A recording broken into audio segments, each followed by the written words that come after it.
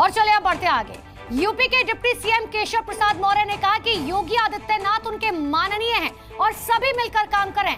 केशव प्रसाद मौर्य का यह बयान उस वक्त आया है जब उनके बयान पर विवाद और सवाल शुरू हो गए।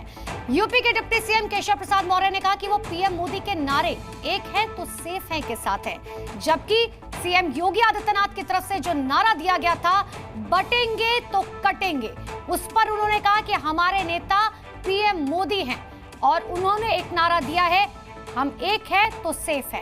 केशव प्रसाद मौर्य ने जी न्यूज से खास बातचीत की जिसमें उन्होंने इस बात का भी जिक्र किया। हालांकि बटेंगे तो कटेंगे के नारे पर अब उन्होंने सफाई दी है, जिसमें उन्होंने सीधे तौर पर कहा योगी आदित्यनाथ उनके माननीय हैं और सभी मिलकर काम कर रहे हैं। आपको याद भी होगा कि लोकसभा चुनाव के दौरान किस तरीके से खींचतान जो है केशव प्रसाद मौर्य और योगी आदित्यनाथ के बीच देखने को मिली थी।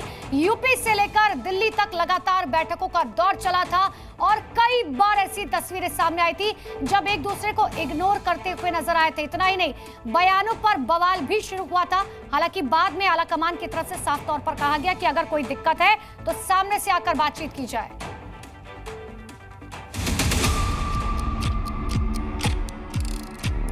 बटेंगे तो कटेंगे, एक रहेंगे तो नेक रहेंगे। बटेंगे तो कटेंगे, ये साधु का काम है। ये पीडीए की ताकत से घबरा करके ये नारा निकाला गया है। बटेंगे तो कटेंगे, ये इस देश का इतिहास रहा है। करीब 4 महीने पहले बांग्लादेश के हालात पर बोलते हुए सीएम योगी आदित्यनाथ ने ये नारा दिया था, लेकिन देखते ही देखते इस नारे ने पूरे हिंदुस्तान का सियासी पारा हाई कर दिया। पहले विपक्ष ने इस नारे पर आपत्ति जताई। लोगों को बोलते हैं बटेंगे तो कटेंगे, ये साधु का काम है, नाथ पंथ का काम है। अरे ये काम कोई टेररिस्ट बोल सकता है। फिर महायुति के सहयोगी दलों ने इस नारे पर सवाल उठाए।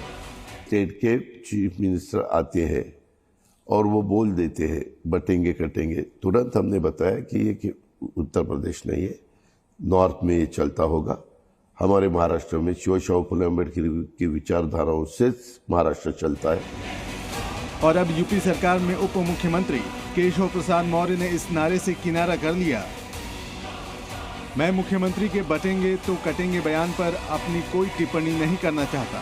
मैं नहीं जानता कि मुख्यमंत्री ने यह बात किस संदर्भ में कही है, इसलिए वह कोई टिप्पणी नहीं करेंगे। लेकिन नारा जो प्रधानमंत्री ने दिया है, सबका साथ सबका विकास और एक हैं तो सेफ हैं, यही नारा हमारा है।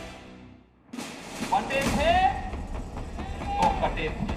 अब ऐसे में सवाल है कि आखिर इतने पॉपुलर नारे को लेकर संदेह क्यों है। इस नारे पर विपक्ष का विरोध तो लाजमी है, लेकिन जिस तरह से पहले महायुति और अब केशव प्रसाद मौर्य ने इस नारे से किनारा किया है, वो एक साथ कई सवाल खड़े करते हैं। अंदर ही अंदर भारतीय जनता पार्टी के जो मुख्यमंत्री हैं उनकी कुर्सी गिराने के लिए सुरंग खोद रहे हैं।